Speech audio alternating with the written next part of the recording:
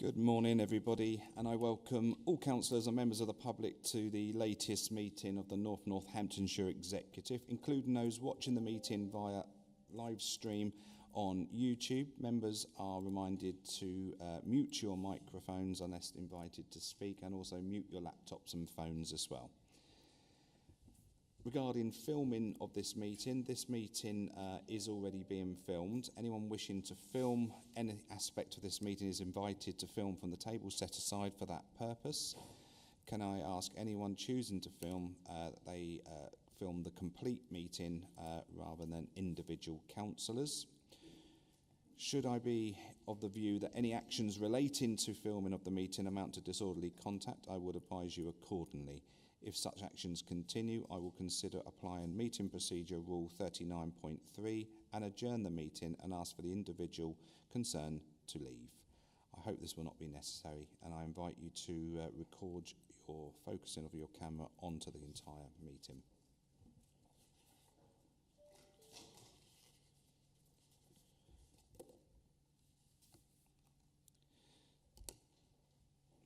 So before we kick off this meeting, agenda item 1, I just wanted to make a quick acknowledgement to Janice Gotts, our section 151 officer. This is actually her last meeting at the council, and as you're all aware, she has taken on the role at the Cambridge People Combined Authority as the finance officer there, and I'm sure you'll all join me in wishing her the absolute best of luck. Janice, I would like to personally thank you for everything you've done for this authority. You've been here obviously since vesting day, before vesting day, should I say. You've been an absolute stalwart of this corporate leadership team, and many of us owe you a debt of gratitude for the stabilisation of this organisation that we've gone through over the last 3 years. It feels like you've really stabled our finances. You've got us to where we are today.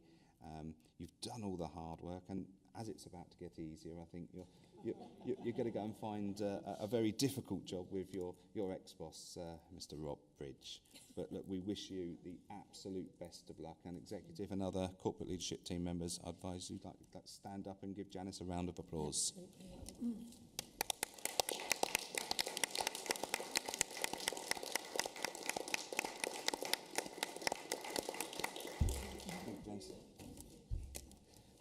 I don't know if you wanted to say anything in return. You don't have to, but...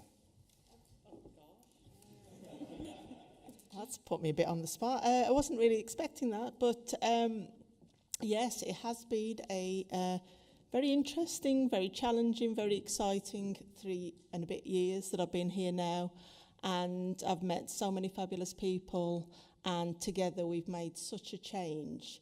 When you think about what we started with and what we had to bring together, and the fact that we're still here now, we're still looking at things where we can move forward. We've had a number of exciting executives, and the reports we've seen, and this one will be no different. And the things that we've done over those 3 years so far have been tremendous. And I do really wish you all the very best for the future ahead, and I'm sure you'll go from strength to strength. So thank you very much. Thank you.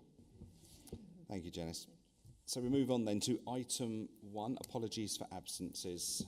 Thank you very much, Chair. Just the 2 today. We've got Councillor Harriet Penland, apologies, and David Watts. Thank you very much. Thank you very much. Item 2, declarations of interest from members. None seen, so that's great. So we move on to item 3, notifications to address the meeting. I'm not going to go through the various ones on here, but I will bring members in as and when we need to bring them in on these items. Item 4, waste management, 3-year plan. Councillor Buckingham, I understand you'd like to speak on this item. Good morning, and thank you very much. And I would like to also give my personal thanks to Janice for all the help and support she's given over the years. Thank you. Agenda item 4, waste. Harmonisation is still too slow. Different areas are getting vastly different services, but paying the same price for those services. Executives say you should not pay for a service you don't get. Are we going to give refunds? on that issue. So it needs to be quicker, it needs to be more thought out, because all 4 areas are still delivering different services. And when will the issue of the capacity at the Corby Household Waste Recycling Centre be resolved? And again, does reorganisation just mean job losses? So are we looking to save money on the waste contracts? Thank you. Thank you very much, Councillor Buckingham. Councillor Maxwell.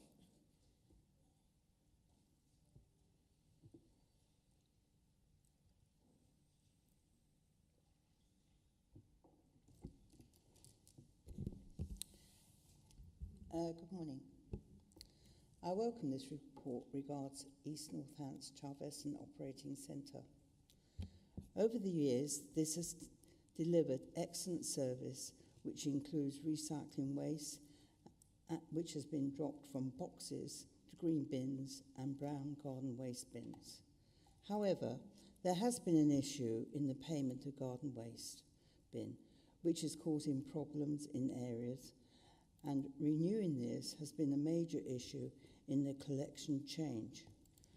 My suggestion is that you pay by direct debit to resolve this issue and time wasting in connection instead of trying to be connected by phone. The stickers on the bin are great when you get them on. Moving forward, one operator is the way forward. However, they must be on the same salary and the same employment rights. We cannot have different pay scales for different regions. Everyone has to be treated exactly the same.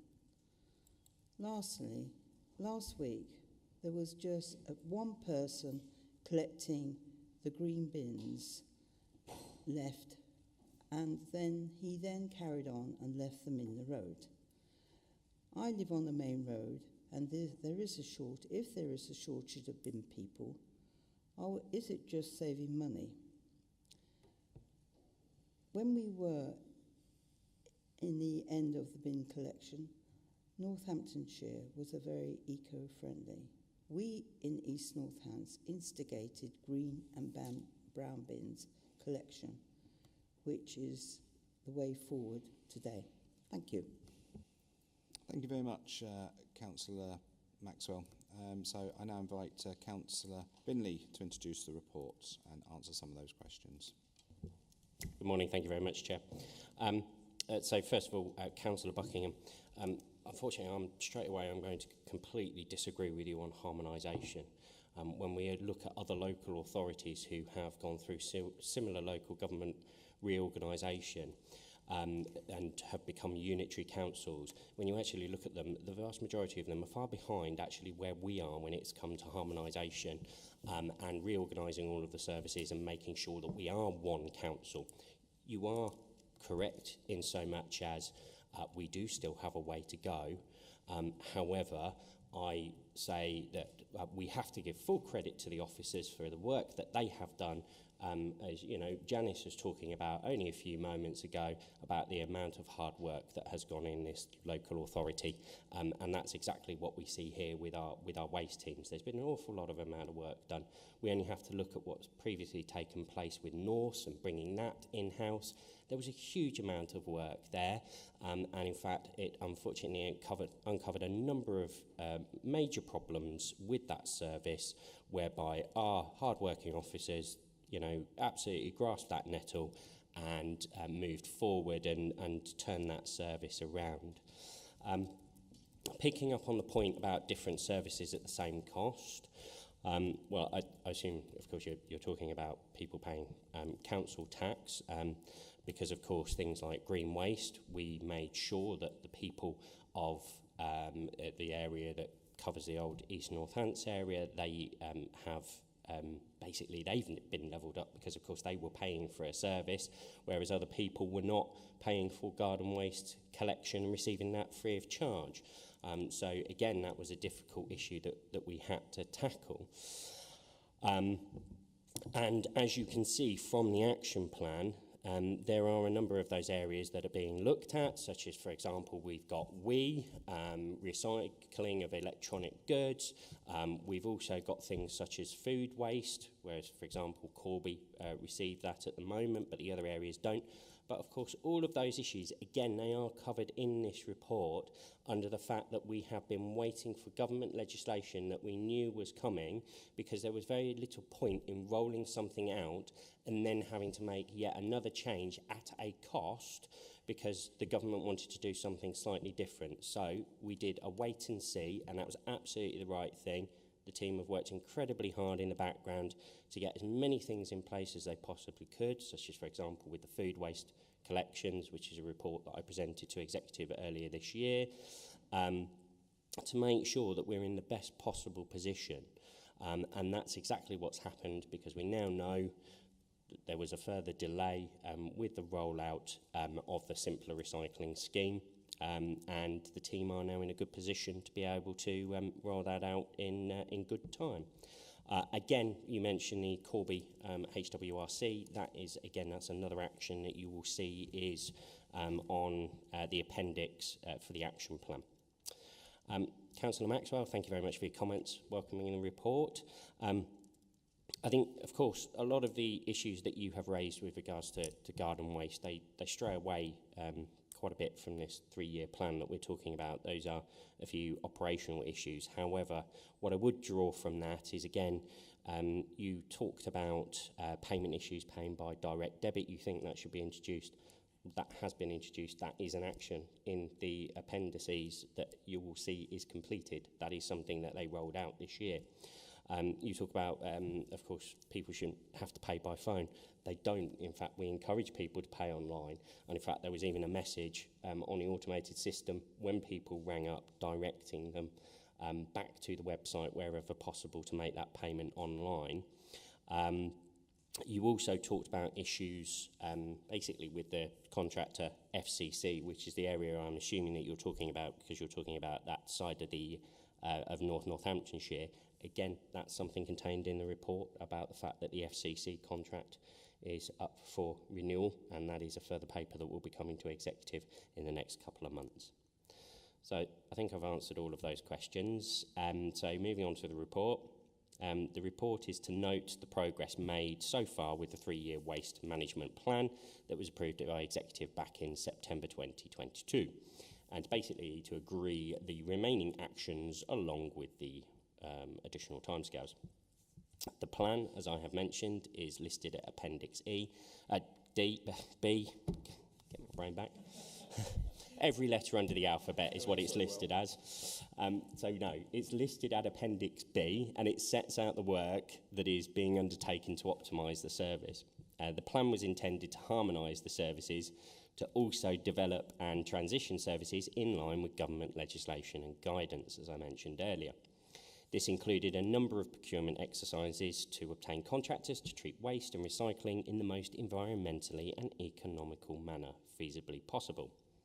The waste team are responsible for things such as residential waste collection, for the whole of North Northamptonshire of general waste, recycling and garden waste. We also operate a number of household waste recycling centres. As I mentioned earlier, the delay of the rollout of the Environment Act 2021, more commonly known as the Simpler Recycling Scheme, has caused us to delay some of the actions as the exact government strategy was not known. 4.6 in the report lists the actions that have been or are nearly completed to date, and 4.7 lists the actions in progress from the plan. 5.2 in the report refers to the commercial recycling element of the Environment Act 2021, where trade waste collectors will be required to provide customers with dry recycling, food waste and garden waste collection where appropriate. Businesses will also be required to separate out their waste. You may recall that the motion that came to full council back on the 25th of April requested NC provide these services to our community centres. But as you can see, this motion was unfortunately a bit of a waste of time, and the opposition would have known this had they kept up to date with legislation. The updated plan was also considered by Place and Environment Scrutiny Committee on the 25th of March, as per 7.7 in the report. And I'd just really, Chair, like to thank officers for putting this report together and showing the really good work and progress that has been completed to date on this 3-year action plan. Therefore, I'd like to move the recommendations made out in section 3.1a for the reasons in 3.2. Thank you very much, Councillor Binley. Members, do you have anything to say in relation to this? Councillor Mercer. Thank you, Chair. Yes, I welcome this report, and I'd like to just make a comment about the speed that was mentioned. Before we became a council, we had discussions or talk by people that had gone through a unitary process, saying it could take up to 7 years to actually harmonise everything. So I think we're well on track, and there's so many good actions here that are bringing everything together. In my area, we do have the food waste collection, which I do appreciate, and I'm really pleased that that's going to be rolled out elsewhere. Thank you very much, Councillor Mercer. Just looking around the room. Councillor Brackenbury. Thank you, Chair. Well, again, I think huge congratulations to the team on what has been a highly complex series of procedures which are all visibly coming together, and it just shows, the careful consideration that's been made to harmonising a service, to getting all the various building blocks put together correctly, taking into consideration government legislation as well, which is extremely important. So I welcome the report, and thank you very much to the portfolio holder and the team. Thank you very much, Councillor Brackenbury. I just wanted to sort of comment on the garden waste aspect of this. I'm actually a customer of the council on that, and I had to renew my bin not so long ago, and I was absolutely impressed with the ability just to go online, fill out the form, and my fancy sticker turned up within 3 or 4 days, actually, so I was really pleased with that.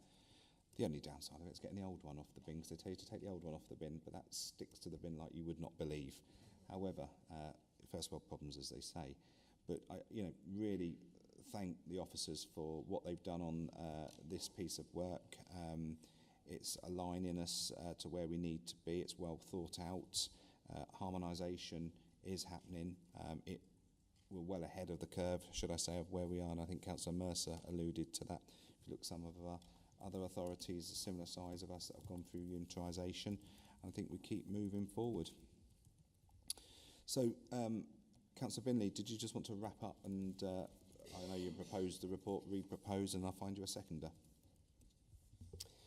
Yeah, thank you very much, Chair, and thank you for those comments from members, because of course it's interesting knowing what people were previously told about how long it might take to harmonise the services. So we certainly are well on the way, considering we're 3 years in. So as I said, Chair, I'd like to move those recommendations made out 3.1a of the report. Thank you very much, Councillor. Anyone that's going to second that? Councillor Mercer, second that. So the recommendations are set out on page 6 of the agenda pack. They have been moved and seconded. Can I have a show of hands in favour, please? Unanimous, Chair. Thank you very much. We move on to item 5, Household Support Fund Extension. I'd like to invite Councillor Buckingham to address the meeting. Good morning again. I note that, again, we've got a cut-off point of September the 30th for the Household Support Fund, which has almost become a norm for people struggling through the cost of living crisis. And it's just, how can we ensure post-September the 30th, how can we ensure vulnerable people are supported through? And I know it's a government scheme. The paper talks about the energy prices being lower during the summer. and generally they are. However, there has been in some areas a tripling of the daily standing charge, which, although energy prices are lower, they're higher because of that standing charge. And it's even worse for metered supplies. So coming on the horizon are changes to welfare payments, home to school transport, winter problems. I know this is talking about the here and now and just the extension, but what happens after? Do we have a plan B for vulnerable people? Thank you.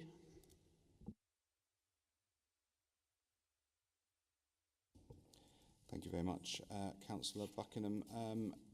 Councillor Maxwell, please address the meeting.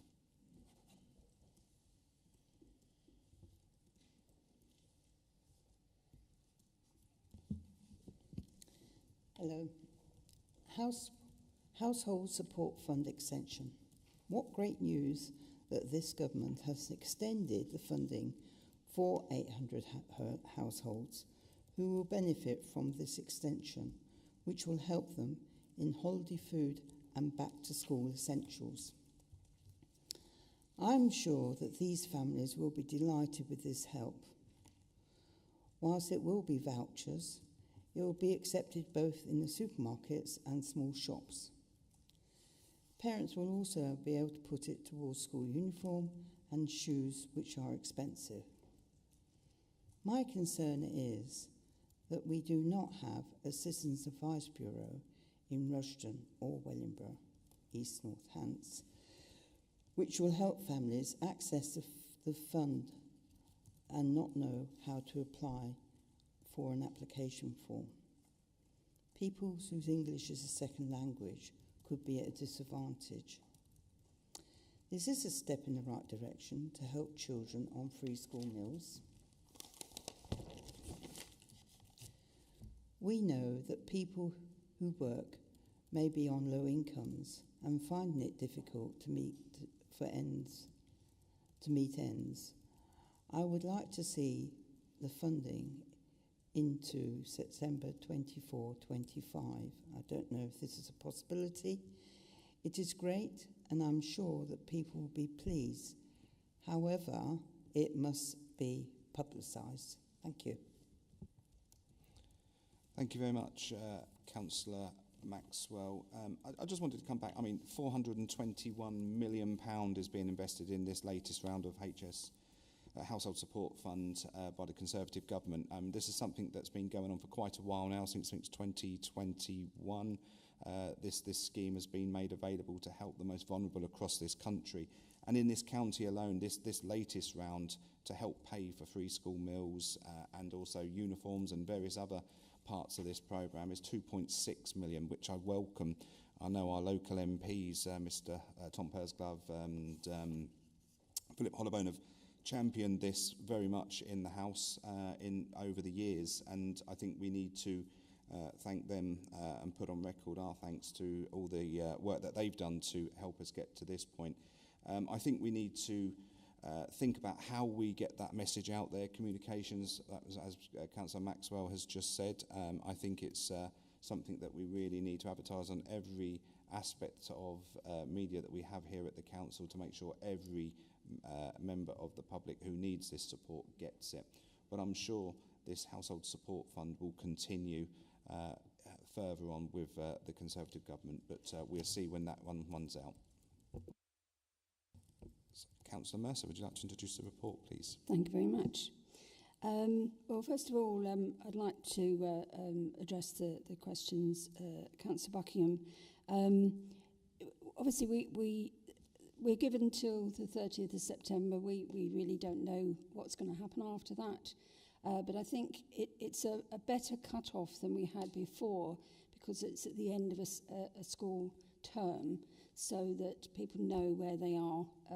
It's better to sort of for forward planning. And as far as energy prices are concerned, I know certainly my energy prices have gone down. So although obviously we'd like them to go down much further, we have things like wars in Ukraine that have pushed prices up. So it's a little bit beyond our capability to do anything about it.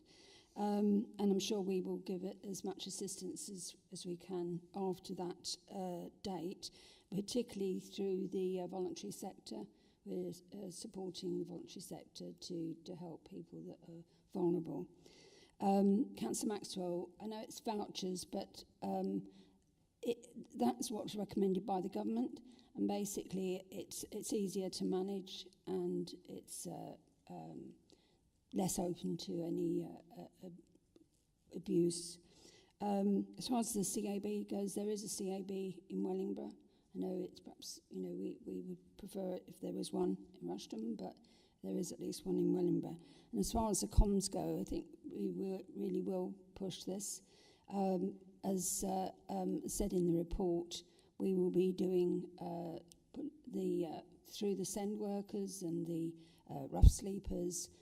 That's one of the avenues, but I'm sure we'll just generally be communicating this out. So we are, as the leader said, very grateful for Jeremy Hunt, the Chancellor, to agree this in his spring statement of 6th of March. And it's called the Household Support Fund Extension. We've had 4 iterations of this previously, and this one, as has been said, goes to the 30th of September. And as the leaders also said, 421 million, that is no small sum, and we get 2.6.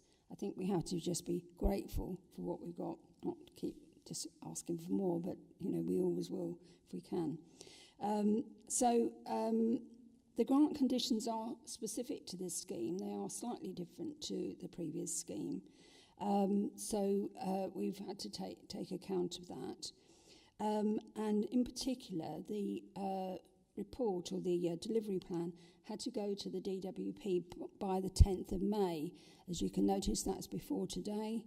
So we had to have a special urgency called a Reg 11 order, which is signed by the leader, to agree for an urgent decision. And the executive is now asked to endorse this Regulation 11 notice and the delivery plan.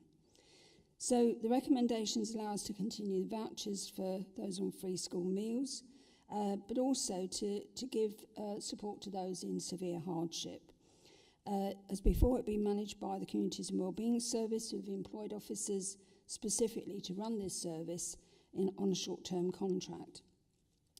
And Section 4 explains the history of what support's been given in the past, the differences of this scheme and the previous schemes, and one specific requirement is that the admin costs can only be 5%, where previously it was 10%.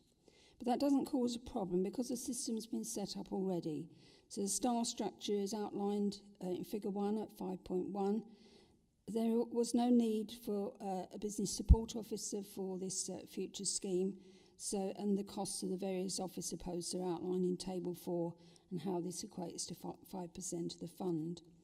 Table 2 explains the scope of the fund we're able to provide: vouchers for free school meals and back-to-school support for those eligible for free school meals.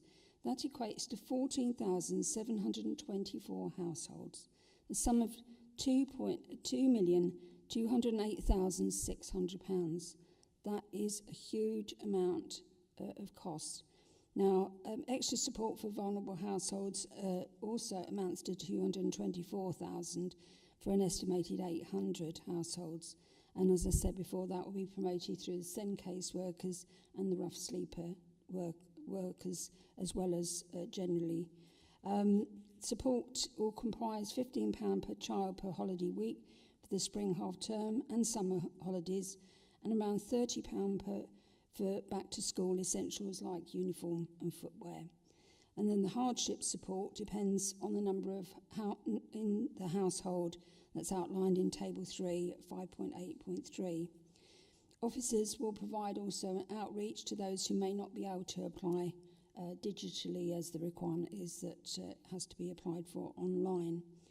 And further advice and budget management is also provided for, as outlined in 5.8.9, and the next steps outlined in section 6. And now we're asking the Executive to agree the recommendations at 3.1 to allow us firstly to extend the contracts of the Household Support Fund team, to agree the 3 strands to this scheme as per 3.1b, and to allow delegated authority to myself and the Director of Public Health to distribute any funds that have not been assigned by the end of the scheme to local food banks. I think that's really important, because if we have any monies left over, they will then go to a good cause. Thank you very much, Councillor Mercer. Councillor Edwards has indicated he'd like to speak. Councillor Edwards. Thank you, Chair, and I welcome this report. I think an extension is very good in providing a lot of money to those families that need it. And I particularly like the children's holiday food support and the back to school essential support.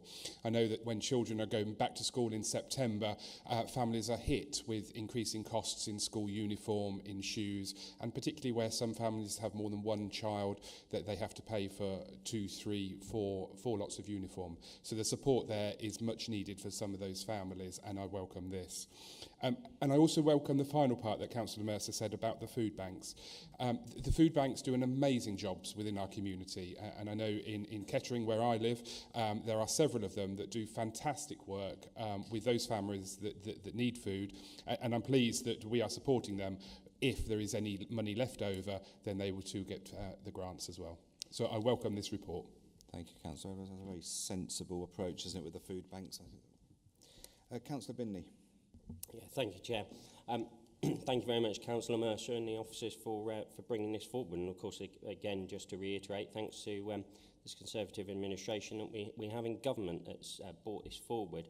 I too really welcome this report because, of course, as you know, I represent a part of my ward is a left behind area, which of course, really does struggle with issues such as Councillor Edwards just mentioned, about children not necessarily being able to have the right uniform for school because, of course, parents struggling to afford these things on occasion. So I really, really welcome this for the residents of my ward. And as Councillor Edwards just said, we have a locally operated food bank within my ward that certainly does struggle with things such as, things like sanitary products, etc.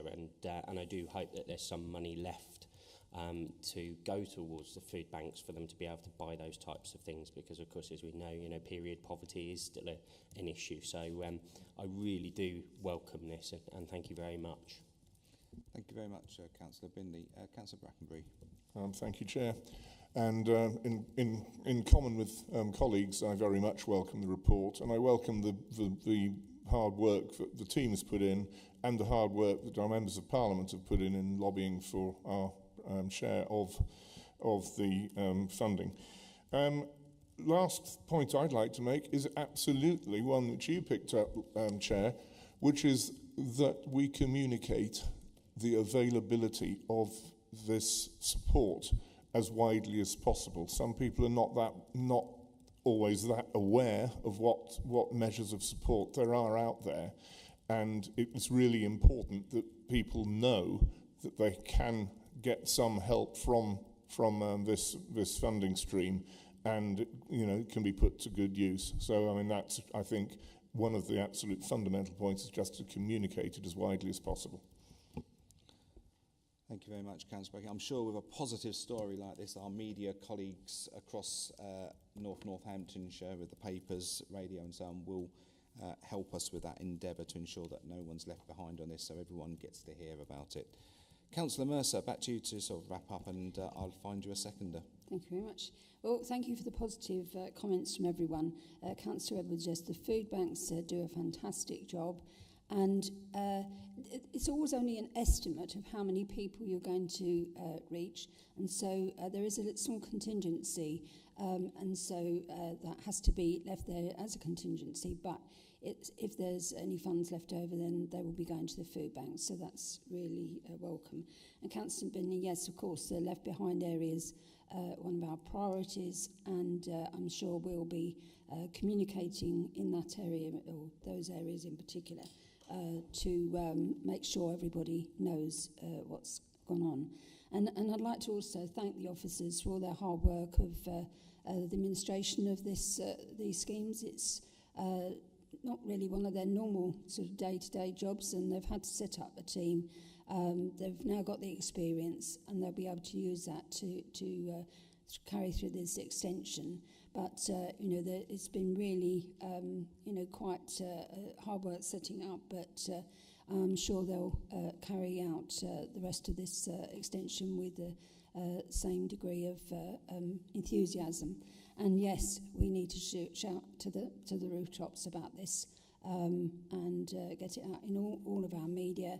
And hopefully the media will be appreciative of this on this occasion.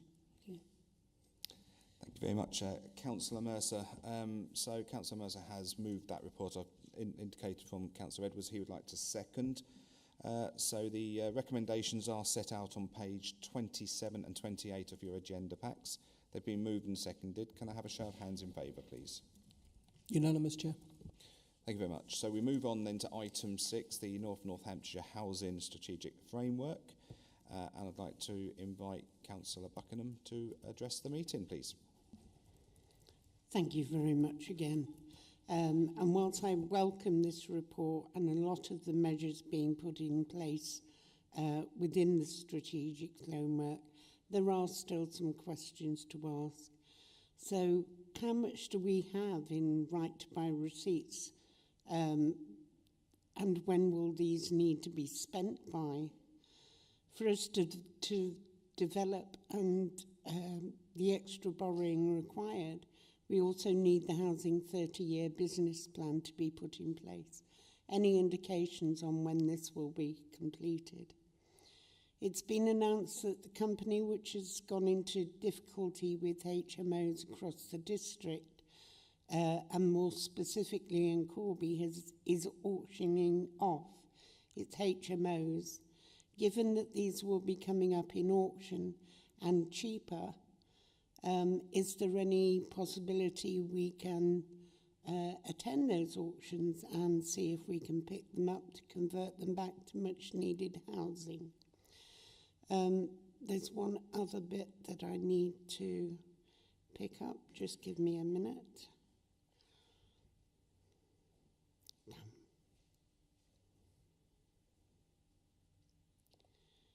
Sorry, I put them all in different places.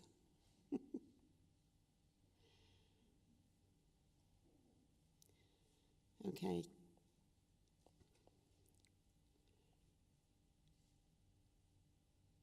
No, it's gone. It was a case this weekend, page 183, shows the journey from need to homeless. And this weekend, a number of councillors have helped a young lady through domestic abuse because it was a bank holiday weekend. Things couldn't be put in place quickly enough, so we paid for her hotel. But when she went to the council offices on the Tuesday, what they didn't ask her was, had she got any money for food? So, Councillor Buckingham, I just want to stop you there. With no food. I just don't want, obviously, personal details coming out in that meeting about something like that. And domestic violence is a matter for the police to deal with, but I'm sure our team would be alongside to help where we can. I'm going to move now to Councillor Rowley to introduce the report. Thank you, Chair. And thank you, Councillor Buckingham, for your questions. The question about right to buy, there is a plan in place to make sure that the spending... Sorry, Councillor Maxwell seems to be waving.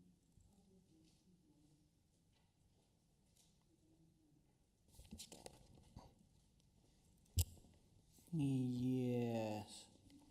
Bear with me, Councillor Maxwell. Okay, if we've missed that off on the thing, so Councillor Maxwell, if you want to come up and give us 3 minutes, I'm happy for you to do so.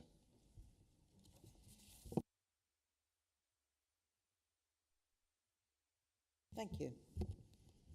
I do find this important, actually. Housing Strategy Framework. This North Northamptonshire Housing Strategy Framework shows how important it is to build the right houses for the future. We must make sure that the type of houses have the infrastructure, like schools, doctors, dentists, shops, and not just build houses. Having a consultation enables people to have a say, but residents must always be taken into account. Employment must be considered, because a lot of people work out of Northampton, and the connection of trains and buses is another factor. Having this consultation must be accessible. Not everyone is connected to the internet. We have to move to make sure that planning for the future is the way forward. For example, Rushden Sue, which was 10 years ago in the planning, has the A6, a single road outside the bypass, which goes to Bedford. This does not meet traffic requirements. Equally, the A45 is a major issue between Raunds and the A14. Why? Because this was not planned as a dual carriageway. Once the future plans are decided, then we know what people have had to say. We cannot go back, but we must move forward. I hope in the future that we do make the right plans for residents, employment and leisure. It will be interesting in the next plan as Stanton Cross develops. But again, no bus service and no connection. Thank you. Thank you very much. Councillor Rowley, I'll leave you to introduce your report. Thank you, Chair. Right, to answer Councillor Buckingham's questions, the right to buy receipts, there is a plan in place for the spending and making sure that we've used that money and we're not giving it back to central government. The Corby HMO auction, we're well aware of that, but a lot of the properties are in quite a bad state, so they would need an extreme large amount of money to bring them up to the specification we'd like. So, but we are looking at what options are available with those HMOs. Councillor Maxwell, as you'll hear in a minute, residents have been involved in this so far and obviously for the next stage. And a lot of the infrastructure that you mentioned is the joint core strategy, which Councillor Brackenbury is leading with on the renewal of that, so that should bring all those in for you. Onto the report itself. This is not a standard housing strategy of the past, where the housing department did it in silo and produced it for just looking at what the council were going to do with their own housing. This is looking at all of the housing across the area, not just our housing, but how we deal with social housing and integrate with the developers. To get to where we are so far, we've spoken to residents, we've spoken to our tenants to get their opinion of what's good and what's bad with the current housing fleet. We've spoken to our partners, both developers and social housing, and we've spoken to our staff and members to get their opinions of what the priorities are in their view. Hopefully a lot of the members here have replied. It's also been to an EAP session where it was well received, and we've had 2 working group sessions that were, quite frankly, they were very high energy, lots of engagement along the lines of the Big 50 engagements we've had. The first one was with all departments, including housing, planning, adult and children's social care and finance, all giving their ideas highlighting areas of concern, but also providing solutions so that they could be fed into this framework. The second session expanded from the internal to include external partners such as the NHS, social housing. We've now got to the point where we have a framework for consultation that highlights all the issues that we've highlighted and possible solutions, trying to streamline the routes to housing as highlighted in the document. Some of the current paths are very complicated, convoluted, and we want to make sure that everyone has a nice, quick route to housing. The aims of this strategy are the building of homes that all tenures, where people are proud to live. We don't want to just build a house, we want to build a home. We prevent homelessness to ensure everyone has access to decent, safe and secure housing, with the onus on preventing the homelessness before it happens. Improve the quality of our existing stock to bring it up to a standard that people are happy to live in, and supporting people to live healthy and independent lives in homes suited for their needs. The core values of the strategy, as highlighted in the report, are responding to the climate change to make sure homes are of the level required, to make sure that they're easy to heat, etc. Ensuring its services are customer focused, enabling right home environment for people's health and well-being, improving services delivering through effective partnerships. We can't do this on our own. We need the housing associations, and we need the developers to help us on that path, especially with the social housing allocations. And then maintaining value for money at everything we do, so that the money goes for supporting our housing stock moving forward. So therefore, I'm happy that this has gone forward in this way. It's really engaged everybody who's been involved, and I'd like to thank Abby, the team, all the staff and our partners who've helped in this to bring it to the point it is now. And therefore I propose the recommendations in 3.1 as per 3.2. Thank you, Chair. Thank you very much, Councillor Rowley. Councillor Edwards, you've indicated to speak. Thank you, Chair, and I welcome this report. I think it's a fantastic report that has come forward, which has concluded with research from so many different areas of society, and I think that that's what it's about. So they've communicated and talked to and listened to residents, tenants, partners, staff. That is absolutely brilliant to get everybody's opinions and objectives within this report, and I welcome that. I welcome the prevention, and as they say, prevention is better than cure.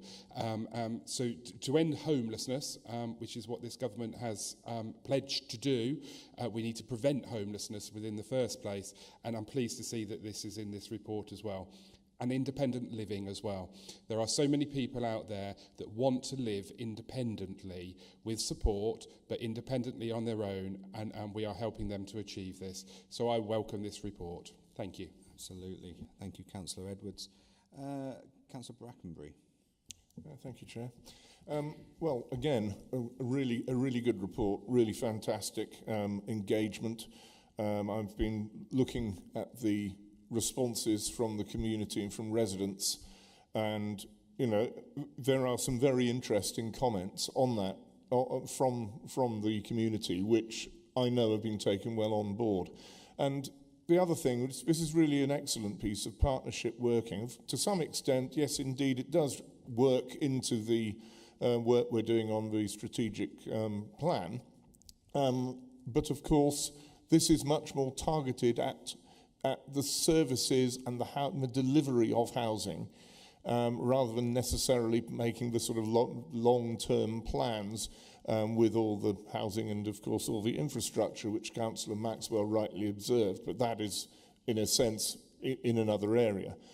But this is really great. It's going to be a really valuable piece of evidence for all the work that we are doing on the local plan, because that really is a complete snapshot of what residents think, what stakeholders and partners think, and of course, I think it's a really excellent strategy to be moving forward. So I 100% endorse the report. Thank you.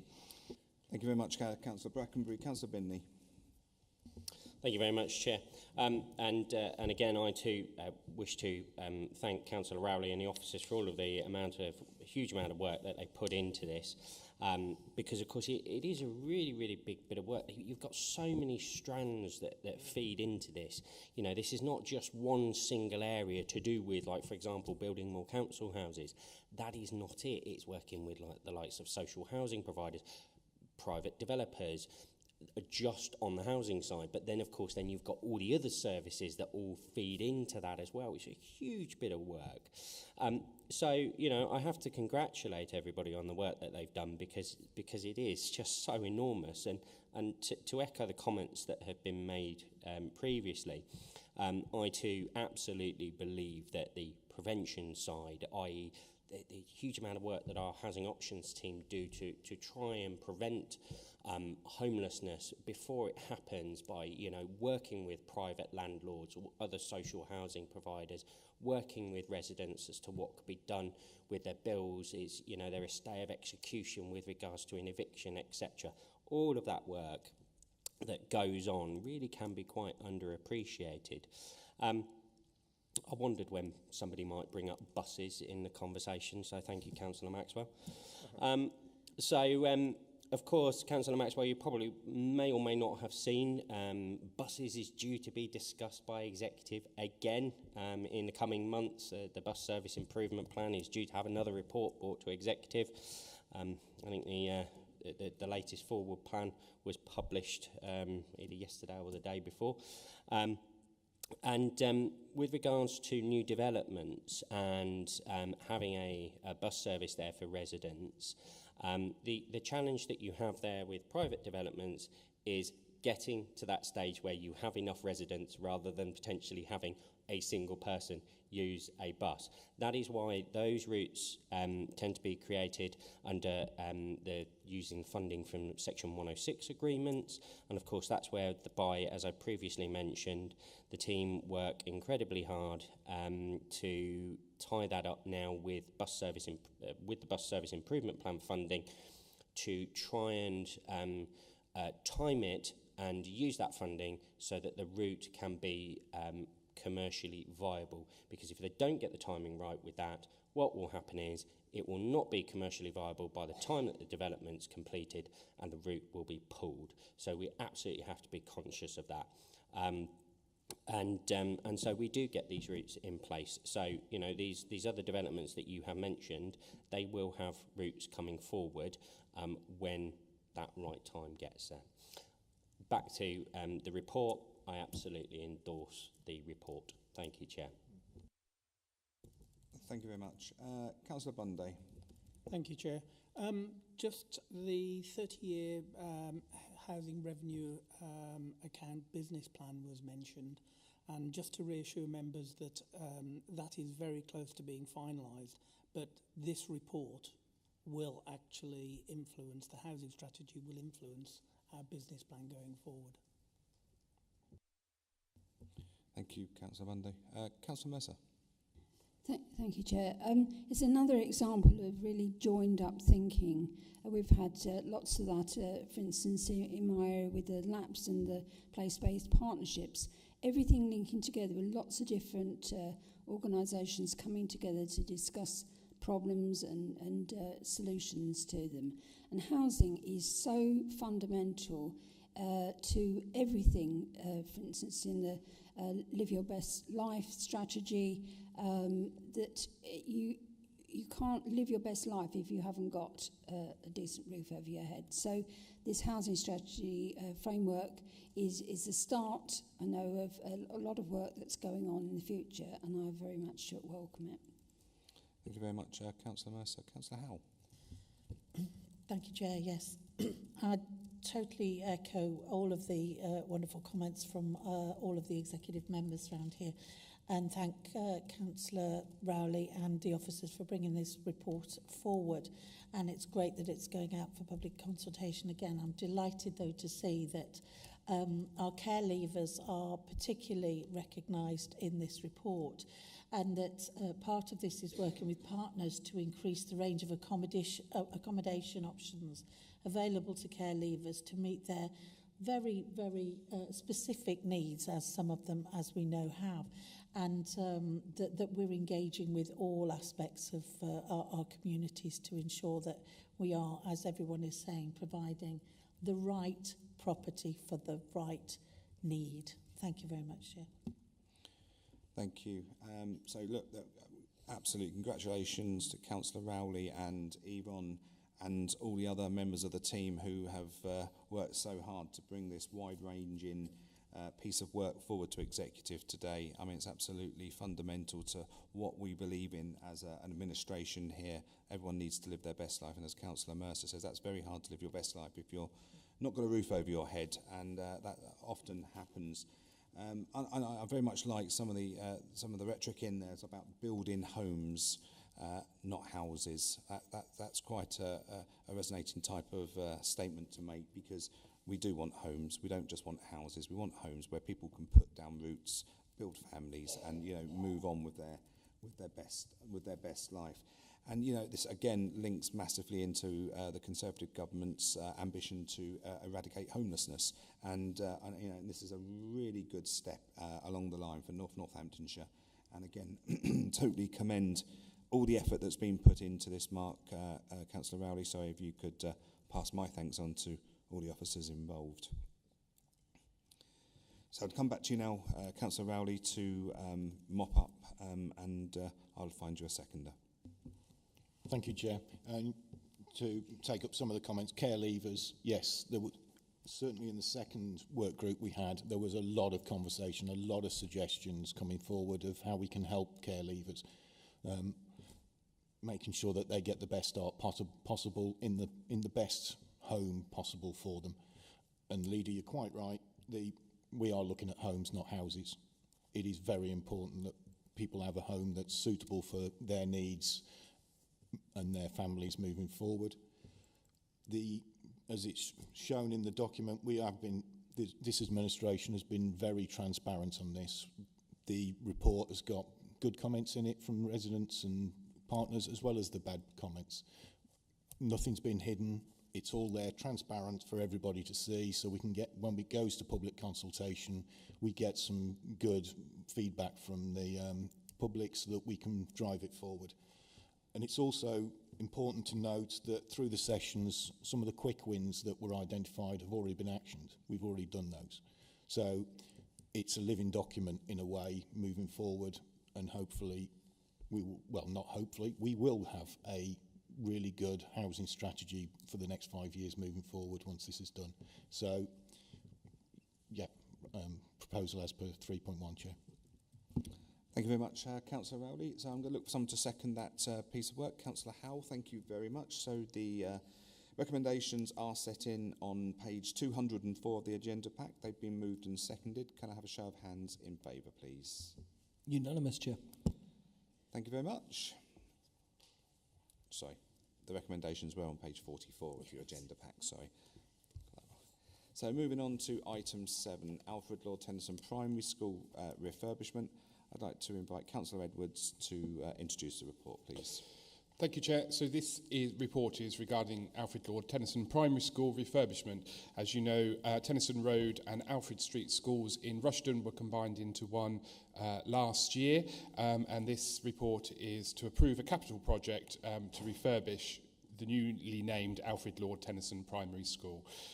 It will allow to create an improved learning environment for the new school.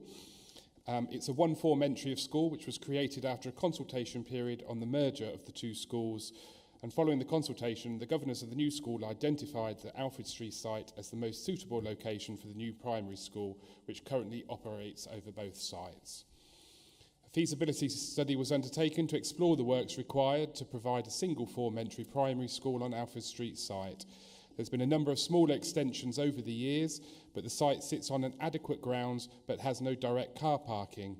In the summer of 2023, certain safeguarding and refurbishment items were undertaken, and at the time the feasibility report, a complete re-roofing project was commenced.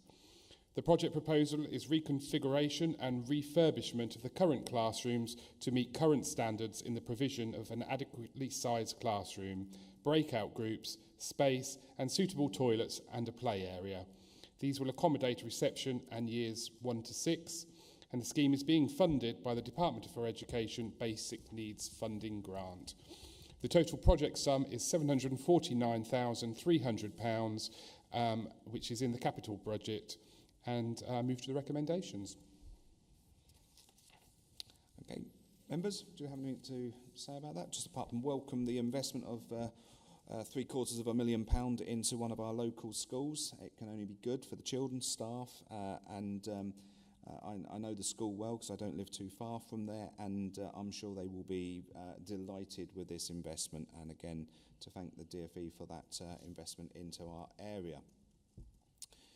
So the recommendations are set on page 204 of the agenda pack. Could I have someone second that? It's been proposed, so Councillor Howes has seconded that, and Councillor Edwards moved the recommendation. Can I have a show of hands in favour, please? Unanimous, Chair. Thank you. So we now move on to item 8, funding for relocation of the Wilby CFE Primary School to Glenvale Park. Councillor Edwards, would you like to introduce the report, please? Thank you, Chair. This is another follow-up to previous reports that we've had. So Wilby Primary School was chosen as the school that would move to the newly formed Glenvale Park estate in Wellingborough. The new school is basically a shell. So this is to approve funding to provide new equipment within the school, including tables and chairs and everything brand spanking new in a brand spanking new building, and also includes money from the developers to provide the kitchen. This is a fantastic opportunity for children attending that school to have everything brand new. And I move to the recommendations. Thank you very much. Members, you've got anything to say on this item? Again, just to echo, great investment again into our schools, and this is what it's about, isn't it? Looking after our young children, to bring them forward and keep them within our area to try and prosper within Northamptonshire, or Northamptonshire as a whole. Councillor Binley. Yeah, I just wanted to say, Chair, I was quite fortunate. I actually went and had a tour around the school, and I have got to say that it looks like an absolutely brilliant facility. Of course, I'm aware of the current challenges at the site that they're at the moment with regards to things like parking, and the fact that how historic the site is, unfortunately, is kind of not really fit for purpose in this modern day and age, but that's how things just develop over time and evolve. So I think it's absolutely great that they're getting this brand new facility with on-site parking as well, which is going to be great for them, and I'm sure resolve a lot of those issues that the parents have. So I really, really welcome this, and I think they're going to be very, very fortunate to be in that brand new facility. So I wholeheartedly support it. Thank you very much. Councillor Mercer. Thank you. I also support this. It's an imaginative use of a school when you get a new development which has not yet got the capacity to fill the school, to actually move a school from somewhere else into it. It's a really innovative idea, I think, and so I'm sure that they're going to enjoy this brand spanking new school and all the facilities that are provided there. Absolutely, and we, as an executive, wish them the very best of luck in their new school and hope they enjoy it. Councillor Edwards, did you just want to wrap up on that, and I'll find you a seconder? Just to say thank you very much for your support. I'm sure that the children are excited about attending their new school, which is really good, and as are the teachers as well. So I welcome it, and I look forward for attending it. Maybe not on day one, but a few weeks into them opening. Well done, Councillor Edwards. So that motion has been moved. So that piece has been moved by Councillor Edwards. Can I have a seconder? Councillor Binley, thank you very much. Your recommendations are on page 212 of the agenda pack. Have a show of hands in favour, please. Unanimous, Chair. So we now move on to item 9, Century Impairment Service in Education Disaggregation. I'd like to invite Councillor Dorothy Maxwell to address the meeting.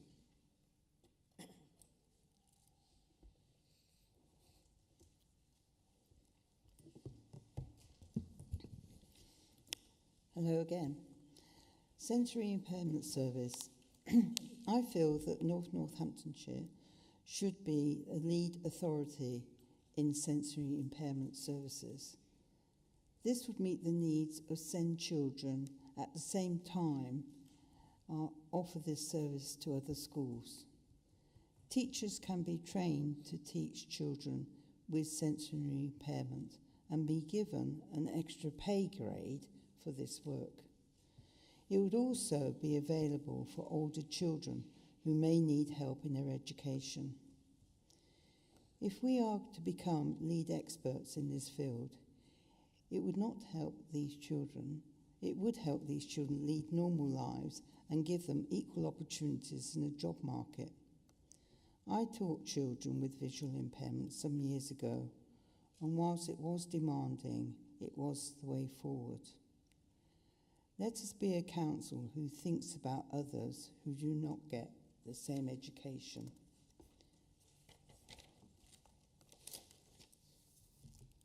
Lastly, can we make sure that when we offer this service, everybody gets the same opportunity? Thank you. Thank you very much, Councillor Maxwell. So I now move to Councillor Edwards to introduce the report. Thank you, Chair. And just to go back to Councillor Maxwell, absolutely, North Northants will be the lead authority within this. So that kind of answers your question with that. And I agree, you know, we have some amazing staff that work in this service that provide amazing support for children that absolutely need it within sensory. So it could be sight, it could be hearing, and it could be others. But they do absolutely amazing work within that. We are bucking the national trend, as I say, because actually we are maintaining our staff here in Northamptonshire, whereas up and down the country they are losing them as less and less people train to be experts in these fields. So here in Northamptonshire we are looking after them, they're doing amazing work, and this report only kind of highlights the support not to disaggregate the service, so we can support them within that and the children in Northamptonshire.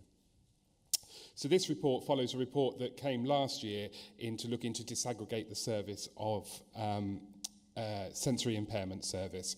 Currently it sits within Northamptonshire as a whole, but we look to separate it between the north and the west.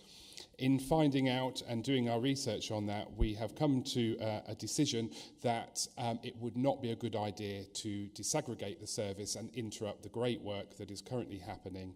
But what we would like to do is to make North Northants the lead service member within this authority, but still to work with West Northants and all the Northamptonshire children. So the service model for the sensory impairment service ensures a continuous, effective service delivery within this statutory function. It also considerably reduces the risk of service failure or issues as a result of limited specialist resources and capacity to support the vulnerable end users, as well as reputational damage.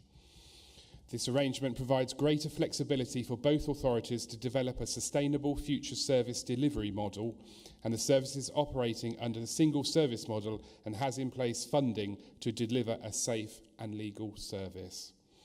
It currently has about 50 employees, and as I say, amazing work. If you ever go to a school and they have those teachers within them, do listen to them and look at them and talk to them. It really is invaluable work that they do. So I move to the recommendations. Thank you very much, Councillor Edwards. Councillor Mercer, you indicated to speak. Thank you. I welcome this. It's good to see that we're not just going blindly into whether we disaggregate a service, that we take each case into regard specifically of what the challenges might be. There is a shortage of these really experienced staff, and so to not disaggregate on this occasion is the right answer. But I'm really pleased to see that we're being the lead on this as well. Thank you very much, Councillor Mercer. Okay, Councillor Edwards, I don't know if you just want to acknowledge what Councillor Mercer has just said, and then I'll find you a seconder. No, yeah, thank you, Councillor Messon. Absolutely agree. Yeah, we've done the research, we've done the information, and that is the conclusion. And I would agree with you. It would be wrong to disrupt this service. So yes, thank you. Thank you very much, Councillor Edwards. Councillor Mercer, would you like to second this report? Thank you very much. So the report has been seconded. The recommendations are set out on page 222 of the agenda pack. Can I have a show of hands in favour, please? Unanimous, Chair. Thank you very much. So we move on to item 10, Performance Management Framework and 2024-25 KPI set. I'd like to invite Councillor Buckingham to address the meeting. Thank you again. Again, welcome this report and acknowledge the hard work by Tom Barton and the team, given the changing regulatory landscape and the requirements of Oflog. Just one quick question on that, though, please. Data and the production of meaningful KPIs is crucial for the delivery of meaningful scrutiny. It makes sense that each scrutiny committee has oversight of the KPIs that relate to their areas of work.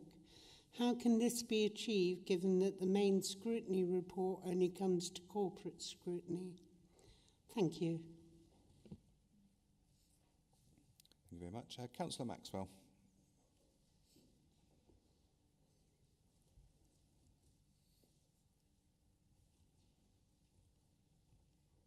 Hello. Performance management. We must have performance management framework which ensures that performance is measured and knowledge is gained. People gain knowledge and new ideas which are transferable skills for others. The Council needs to cover diverse areas. This improves skills, knowledge, at the same time collects information on how we're doing and what we can do to improve.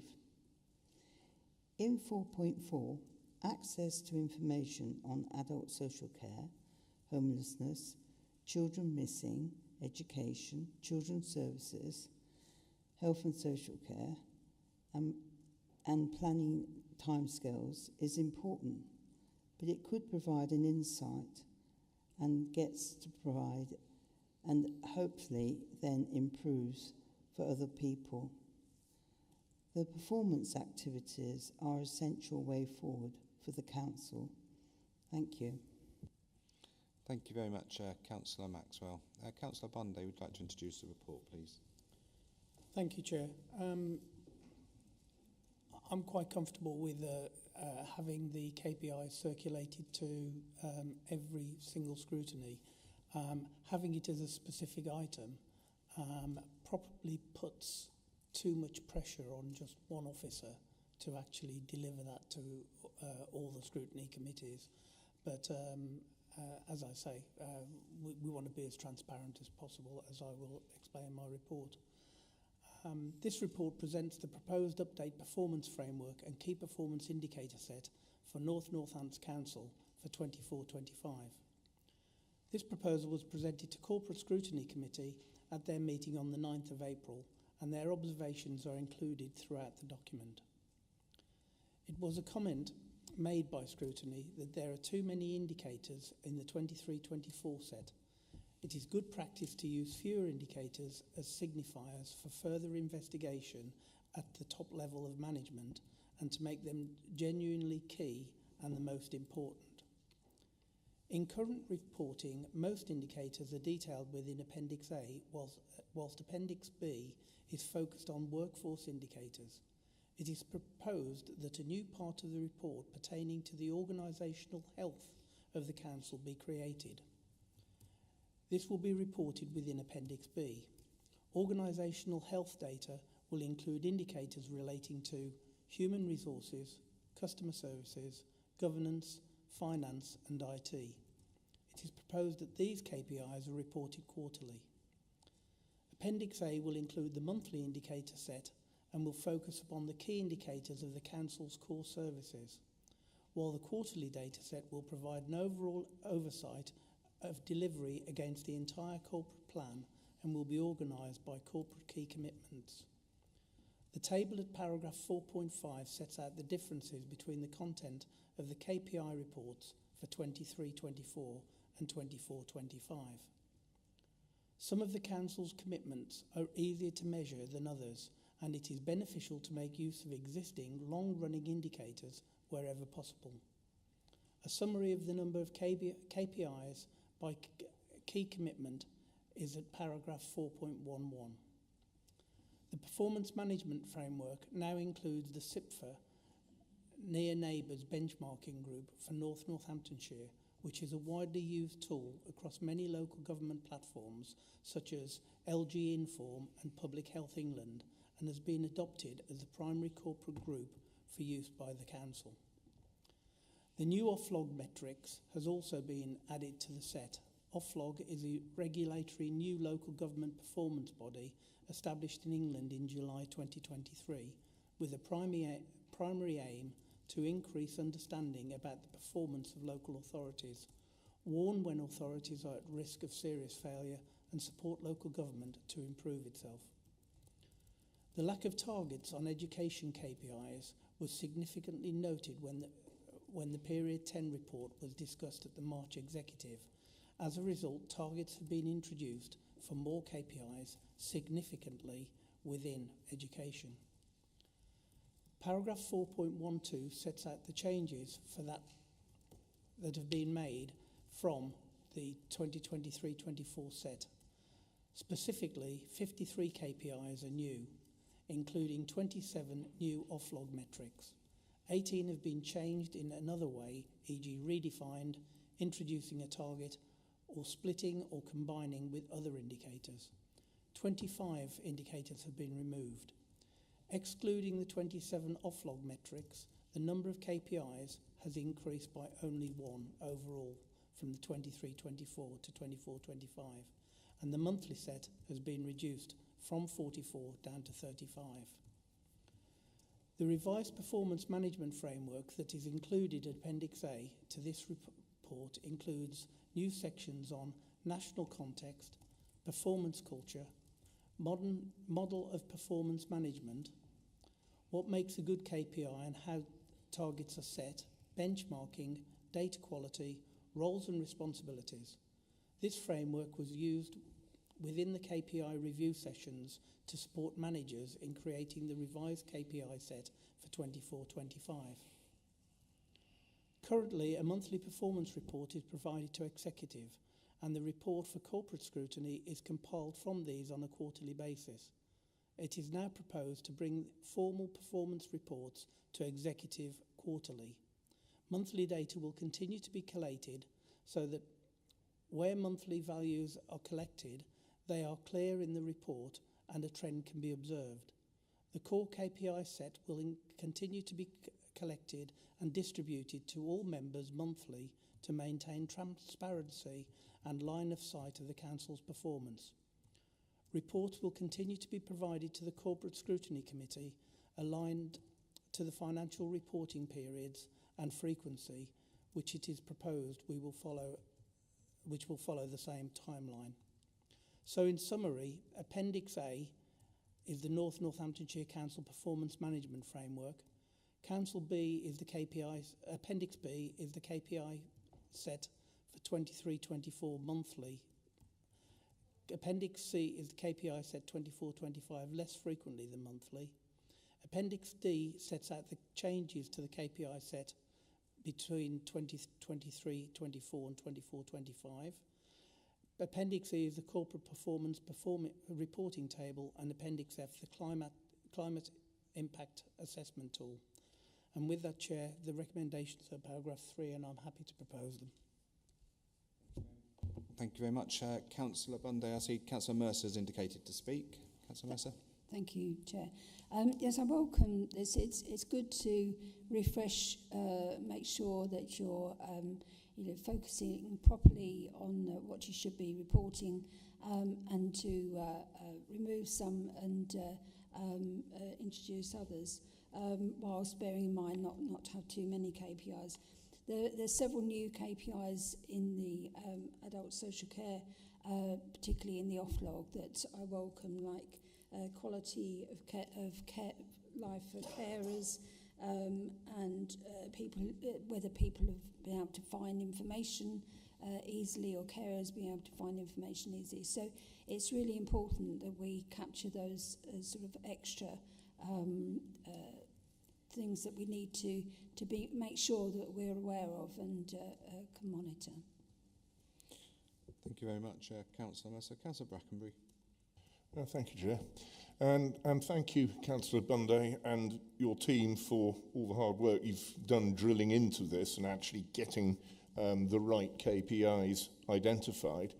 And I welcome the fact we'll continue to have monthly reports of it, admittedly not to the executive, but it's important to identify trends as much as it being also a useful snapshot of various things that are going on in the organisation. Performance management is essential. We know that we do some things very, very well. We know that we do maybe not some things not so well, and it's important just to keep an eye on those trends. There is often reasons for it, but to make sure that we can see where the organisation is going, whether there are improvements coming as we hope, or maybe not, and if not, why not? It's a point of departure to interrogate the data, so it's really important. So thank you very much. Thank you very much, Councillor Brackenbury. Just looking around the room, there's no further comments. Councillor Bundy, did you want to wrap up, and I'll find you a seconder? Thank you, Chair. Yeah, the whole concept of the KPIs is that it's an iterative process, and they will be refined as and when, and reviewed as and when. The reporting of KPIs to all members does underline the transparency and the importance of scrutiny to this council and this executive. Thank you very much, Councillor Bunday. I see that Councillor Mercer has indicated that she would like to second this report. So I now have a mover and a seconder. The recommendations are set out on page 236 of your agenda packs. Can I have a show of hands in favour, please? Unanimous, Chair. Thank you very much. So we move on to the Capital Programme Update 24-25. I'd like to invite Councillor Bunday to introduce the report, please. Thank you, Chair. There are 4 items to be approved, to be moved into the capital programme this month. The first one is Swimming Pool Support Fund, which is a budget of £303.5 thousand, and that will be funded from Sports England. The Connecting the Classrooms budget approval, which is quite an exciting means of trying to sort out the digital connectivity of classrooms, and I'd refer members to paragraph 5.4, which actually lists the 6 schools that will benefit from that. Item C is the funding for the relocation of Wilby Primary School, which was mentioned at item 8 this morning, and then item D is corporate property decarbonation project, and that is £275.8 thousand, and that will be funded from a grant. And they're the items. The recommendation is paragraph 3, Chair, and I'm happy to propose it. Thank you very much. Councillor Howell, you've indicated to speak. Thank you, Chair. Excuse me. Yeah, I really welcome this this capital amounts going into the capital approvals pot so that we can crack on and get the works completed. 2 that are in my area, which is the Sport England Swimming Pool Support Fund, and the objectives of this are about reducing energy consumption and minimising the possibility of swimming pools closing and reducing the carbon output of the facilities. There are 2 of these pools recognised within this. They were obviously the ones with the worst carbon, so there's only so much money, so we have to sort of do it in the most needed is done first. So there will be some boiler replacements and upgrading of lighting to LED lighting. So that's Splash Leisure Centre in Rushden and Corby East Midlands International Pool here as well. But there's also the property decarbonisation project budget, and that's also funded. And that also is the Corby International Pool and Desborough Leisure Centre. And this is to undertake energy improvement works, and so it seeks to draw down the monies to develop the pool to facilitate the detailed design works to be put forward for the project, and that's to look at reducing the energy consumption and carbon emissions as well. So those two pools are, as I said, the Corby Cube and Desborough Leisure Centre. So I welcome that money, and we can now crack on and get those works done. So thank you, Chair. Thank you very much. Councillor Edwards. Thank you, Chair, and I welcome this report. And again, the Connecting the Classroom budget, £171,900 to make better use of internet facilities within our schools. It's a must for our children, and I'm pleased to see that this is being invested within that. So I'm going to name the schools. So Alfred Street Junior School in Rushden. The eagle-eyed amongst you will know that it's Alfred Lord Tennyson School now, since it has merged. And we've also got Tennyson Road Infant School on there. Just to let you know, so from there we have Rowan Gate Specialist School, who have a satellite provision running from that school. So they too will get this internet money as well. Corby Old Village Primary School, Morsley Primary School, Meadowside Primary School, and All Saints Church of England Voluntary Aided Primary School and Nursery. These were identified by the schools themselves that needed extra internet access and better quality internet access. And this is fantastic news that this is being invested within our schools and for our children. So I welcome this report, and obviously I welcome the Will Be One as well, as mentioned earlier. So thank you. Thank you, Councillor Edwards. Councillor Mercer. Thank you. I also welcome this. It's really good to see these extra funds going in, particularly the ones in my area are the Smash Pool in Rushden, which is very welcome, and also the IT, the digital enhancements in the two Rushden schools. The children these days, it's a whole different world. If you haven't got decent Wi-Fi, then you're really suffering. So I'm really pleased to see that, and obviously all the other schools as well. Okay, thank you very much, Councillor Mercer. I'm just going to bring in George Candler, Director of Economy and Place, around the carbonisation fund that's been come through in Harriet's absence. Yeah, thank you, Leader. So, just to echo comments by executive members around the table, in particular Councillor Howell, with regards to the decarbonisation fund. We were successful in securing 3.8 million towards an overall project of 4.3 million to address our three highest energy buildings, and that was, you may remember that we did a piece of work funded by the £1 million monies that we put into carbon reduction as a council to identify our top 10 buildings in terms of highest use of energy. And that was really important, because that then provides the bedrock and the foundation for us to then bid for future monies. And so that initial piece of work was so important to enable us to have the evidence base to bid into the SALIX programme. So to secure the 3.8 million alongside our own investment that we're approving today will significantly reduce our carbon footprint in those three buildings. And future rounds, we will also look to, because we've now got that pipeline, we'll be looking to bid into future rounds as well. So some great decisions made last year to kickstart that, and also to secure this funding. So very, very pleased, as you can imagine, as a team to secure this funding and to press on. Thanks. Thank you for that, Mr. Candler.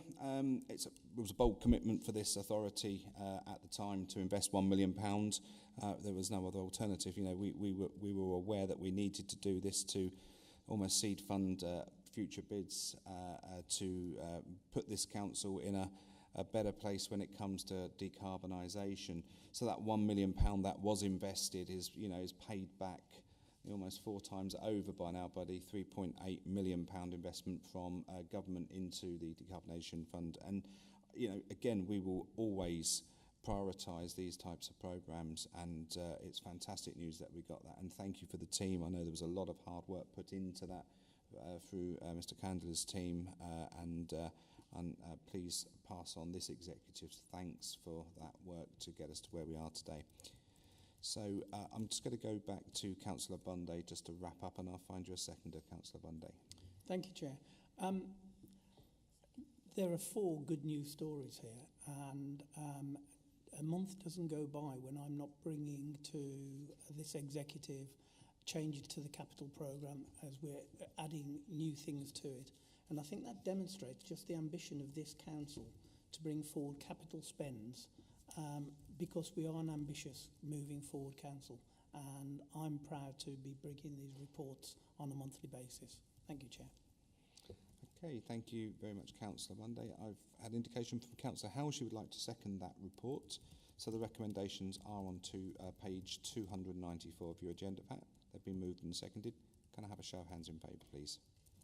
Unanimous, Chair. Thank you very much. So I confirm I've received no requests of urgent items of business at this meeting. So that is the meeting closed. And I'd like to thank those officers, members of the public who have been watching online, and to the other elected members who have turned up here today. It's always good to see elected members here. And